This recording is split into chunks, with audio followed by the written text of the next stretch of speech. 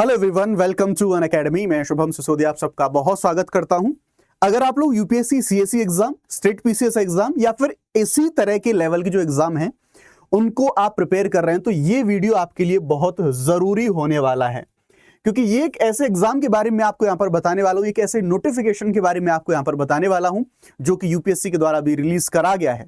और ये एक ए क्लास का जो ऑफिसर होता है उस लेवल की जो हमारी जॉब है वो जॉब हमें यहां पर देखने को मिलती है।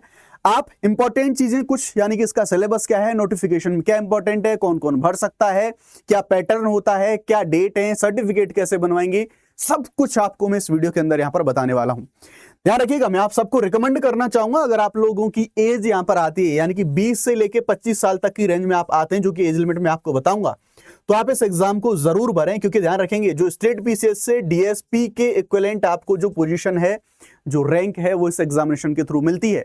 और अच्छी बात यह कि इसमें जो प्रमोशन है, वो प्रमोशंस इसमें बहुत अच्छे हैं, यानी कि ग्रोथ बहुत अच्छी है आपके करियर की। तो इस एग्जाम को आप जरूर भरें, इसको फॉर्म को जरूर भरें। क्योंकि मैं ये वीडियो इसलिए लेके आ पाया हूं कि बिकॉज जो हमारे सिविल सर्विस के जो एस्पिरेंट होते हैं उनमें से बहुत से लोग ऐसे होते हैं जिनको इस एग्जामिनेशन के बारे में जानकारी नहीं होती। तो आइए शुरू करते हैं और एक एक से सभी चीजों को जानने की कोशिश करेंगे। यूपीएससी की ऑफिशियल वेबसाइट है और यहां पर आप देखेंगे, जैसे ही आप लिंक पे क्लिक करेंगे आपके सामने जो ऑफिशियल नोटिफिकेशन है वो आ जाएगा। अब जब भी आप कोई भी यूपीएससी का नोटिफिकेशन या फिर कोई भी फॉर्म भरेंगे तो हर एक फॉर्म को भरने से पहले यूपीएससी ने अपनी जो पुरानी ओटीआर की व्यवस्था है उसको यहां पर समाप्त कर दिया है। इसकी जगह पर यूपीएससी ने यूआरएन की जो व्यवस्था है, उस यूआरएन की व्यवस्था को यहां पर लाया है, यूनिवर्सल रजिस्ट्रेशन नंबर। यानी कि यूपीएससी का आप कोई भी एग्जाम दे रहे हैं, ये आपके लिए मस्ट है इसको फॉर्म फिल करना। अब ये अपने आप में बहुत ही ज्यादा कॉम्प्लेक्स प्रोसेस है, बहुत ही ज्यादा कॉम्प्लेक्स प्रोसेस है। तो मैंने स्टेप बाय स्टेप खुद का यूआरएन करके आपको भैया यहां पर दिखा दिया है। आप इस वीडियो पे जाएं, लिंक आपको डिस्क्रिप्शन में मिल जाएगा और आप स्टेप बाय स्टेप जो यूआरएन है वो यहां पर कर सकते हैं। ठीक है ना। अब बात करते हैं ऑफिशियल नोटिफिकेशन के बारे में। तो भैया ये रहा आपके सामने 2026 का जो नोटिफिकेशन है। इसमें आप देखेंगे कि 20 फरवरी 2026 को यहां पर आया है। एग्जामिनेशन नोटिस आप यहां पर देख सकते हैं और इसमें जो सबसे इंपॉर्टेंट पहली चीज है वो है 12/3/2026, यानी कि 12 मार्च को इसकी जो लास्ट डेट है फॉर्म फिल करने की वो है, वो भी शाम को 6 बजे तक। So please don't wait for ending time के लिए वेट मत करना, टाइम से इसको फिलअप कर लेना, बिकॉज जरूरी है आपके जो मनपसंद सेंटर्स हैं वो आपको यहां पर तभी मिल रहे होंगे अगर आप ऑन टाइम चीजों को भरोगे। तो देखो, मैंने आपको बताया कंडक्ट कौन कराता है इसको, यूपीएससी। एग्जाम हम देखेंगे तो सीएपीएफ का एग्जाम है और इससे क्या मिलता है आपको, असिस्टेंट कमांडेंट की जो रैंक है वो आपको यहां पर मिलती है। ठीक है, आप देख सकते हैं 20 फरवरी 2026 यानी कि आज की तारीख, लास्ट डेट 12 मार्च है। यहां पर जो एग्जाम होने वाला है, इसका जो एग्जाम होगा वो एग्जाम होगा 19 जुलाई 2026 को। ठीक है, और एडमिट कार्ड जो रिलीज होंगे वो यूपीएससी की अपनी जो वेबसाइट है, उसी वेबसाइट पर जो सारी इंफॉर्मेशन है वो आपको यहां पर मिल रही होगी। नाउ कुछ इंपॉर्टेंट और जो कुछ डेट्स वगैरह हैं या फिर जो नंबर्स हैं उनको अगर हम यहां पर देखें तो जो टोटल वैकेंसी है, कि जो टोटल वैकेंसी कितनी आई है, वो टोटल वैकेंसी आपको 349 यानी कि 349 जो वैकेंसीज हैं टोटल वो देखने को मिली है।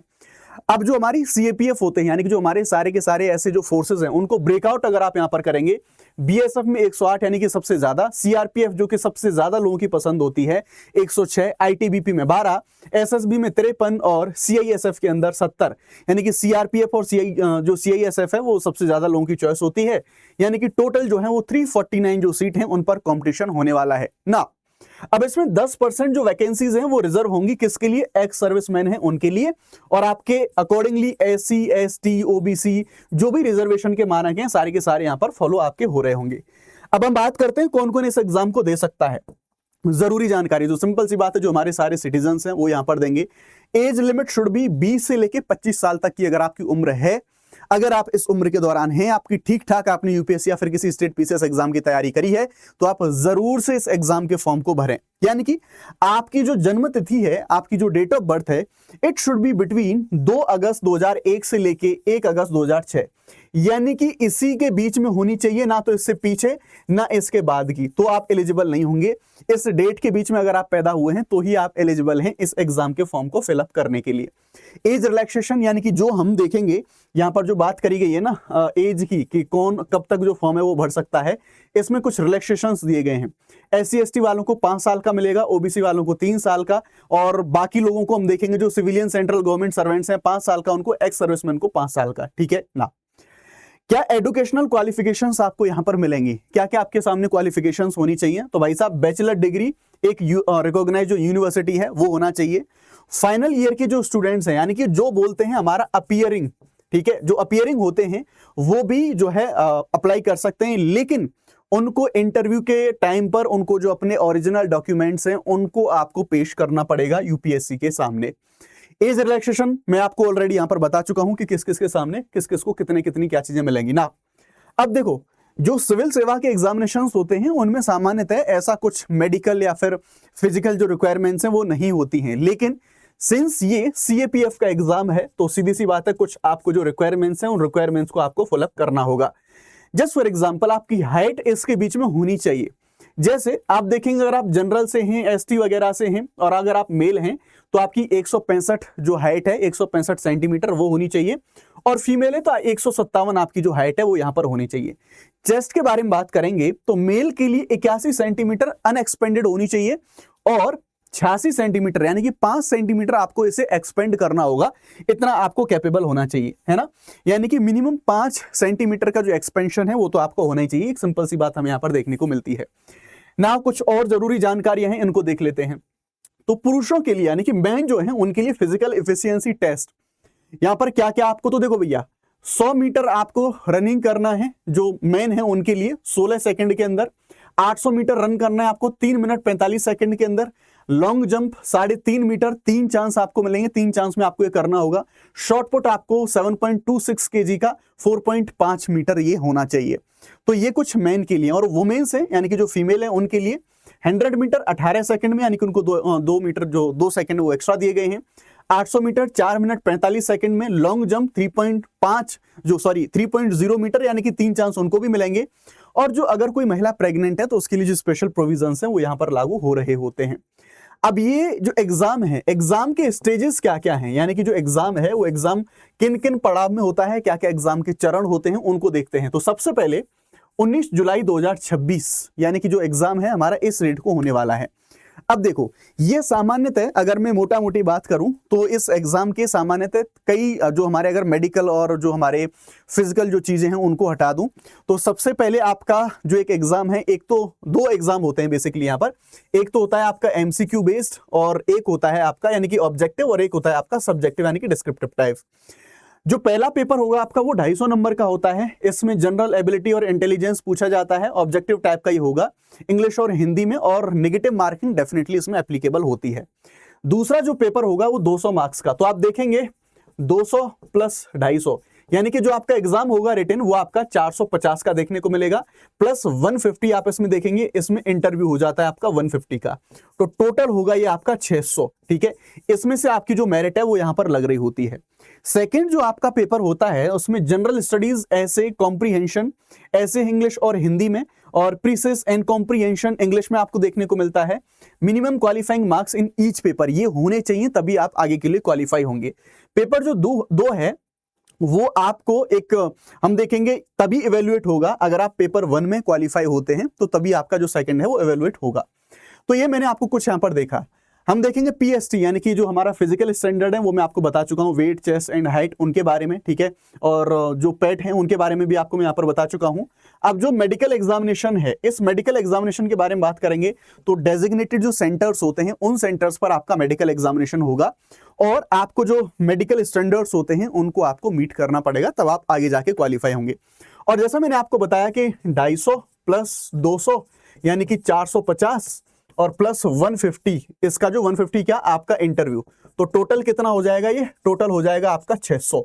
इनमें से आपका जो क्वालिफिकेशन है, क्वालिफाइंग है, वो आपका यहां पर निकल रहा होगा। तो आप यहां पर देख सकते हैं जो फाइनल रैंकिंग है वो टोटल स्कोर के बेसिस पर ही आपको यहां पर मिल रही होगी। अब इस फॉर्म को आपको कैसे भरना है, तो आप देखेंगे आप यूपीएससी की वेबसाइट पे जाएंगे, upsconline.nic.in, इस पर जाएंगे। जो एप्लीकेशन स्ट्रक्चर है उसमें कुछ काफी सारे जो चेंजेस हैं वो चेंजेस आपको यहां पर देखने को मिले हैं।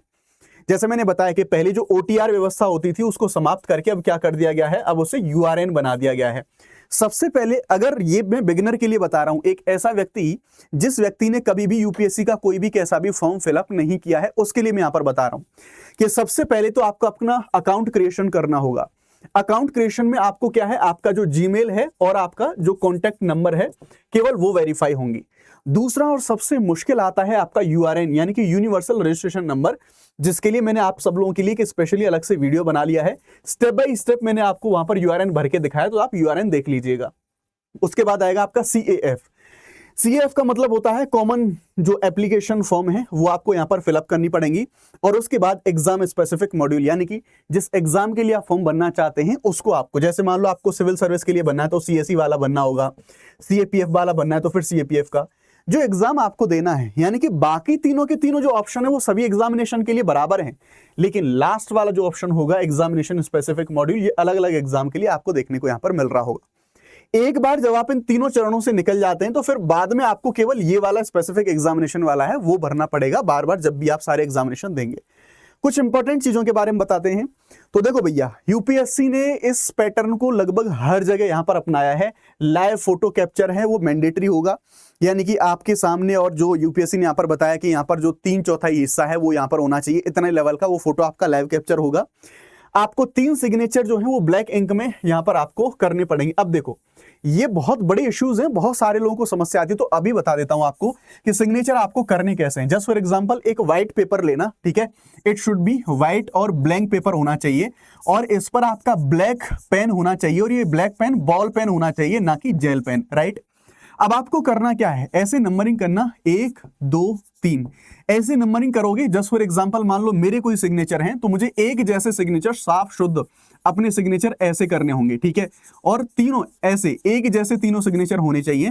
इस तरह से आपको क्लियर दिखनी चाहिए, इनके बीच में गैप भी एक अप्रोप्रिएट होना चाहिए, तभी वो एक्सेप्ट करेगा, अदरवाइज वो इन सब चीजों को एक्सेप्ट नहीं करता है, ठीक है।